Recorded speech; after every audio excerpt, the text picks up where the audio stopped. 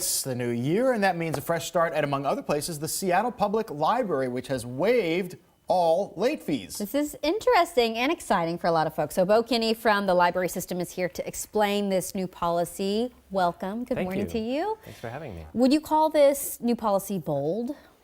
Yeah, well, I mean, yeah, you might think of it as kind of radical, right? It's part of kind of our cultural understanding of what a library does is charge late fines. Yeah.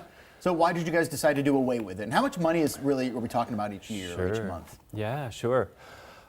So we were able to do this thanks to Seattle voters who passed a levy renewal last year, which is, we're really grateful for that. And really what it comes down to is we have come to understand that late fines were just not very effective at encouraging people to return materials on time, which was the purpose. Mm-hmm.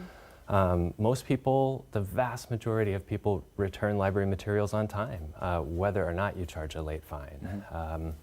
But late fines have this negative impact of creating a financial barrier, making it harder for people to use the library, and that's just not what we want to do. Mm-hmm. Well, now how does this work? Because if I don't have to pay a fine, do I have any incentive to getting my library book back on time, even though you said the majority of people return on time? Right. Well, we've looked at what a lot of other libraries have done. This is actually a huge national trend to eliminate late fines because libraries are just seeing that it works great.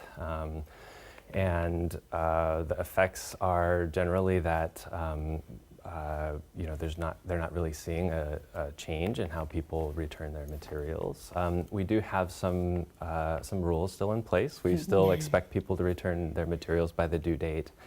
If you do return something, if you keep something out more than 2 weeks past the due date, we're going to stop you from checking out more items until that item's returned. Okay. If an item becomes lost, we will charge a replacement fee for that. Right. All right. So that makes sense. Mm-hmm. And how are people responding when they find out about this? Like, I was thinking, is this really real? And you know, do you get that kind of response from? For sure, yeah. I think people. We've definitely heard some surprise, some really happy, really excited patrons. Yeah. Starting to see. So it's been 1 week since this change went into effect, and we're already starting to see some long lost patrons start to come back to the library. Yeah. People saying, "Hey, I had these overdue books, and I was afraid to bring them back and have to pay this huge fine, or you felt bad about it," and they feel like they're welcomed back now. So we're really excited to see that. That's wonderful. I was wondering if you could explain kind of the barriers that people had before this change, because I think some people at home might be going, "Oh, what? It's like a $10 fine, or that's nothing." But there really are barriers for people. Yeah, I think, and we looked at a lot of data of our own library users, also talked to library patrons and non-users about that question. And what we saw was the reasons that people might not return something on time are they may not have access to transportation, they may be really busy, maybe they're working a couple of jobs and it's tough to get to the library at a certain time.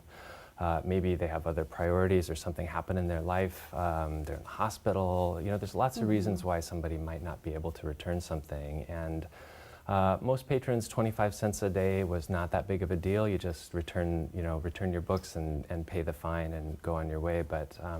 But for some members of our community, it was much more difficult. Yeah. And we're finding that people would just stop using the library at that point. Yeah, and we don't want that. Yeah, I want to leave on a light note. Do you have any story of like a book that was To Kill a Mockingbird? This was checked out in 1978. Yeah. What? Yeah. Anything like that? Not yet. I'm really excited and hoping to see that. A lot of other libraries that have done this have some great stories. Really? Of books being returned 20, 30, 40 years after the fact. So yeah, we'll let you know what we find out there. But yeah, we hope to see some of that happening. That'd be great. We hope people just you see a big resurgence and people coming back to the library. Absolutely. Bo Kinney, thanks so much for joining us here on King 5 Mornings. Thank you for having me.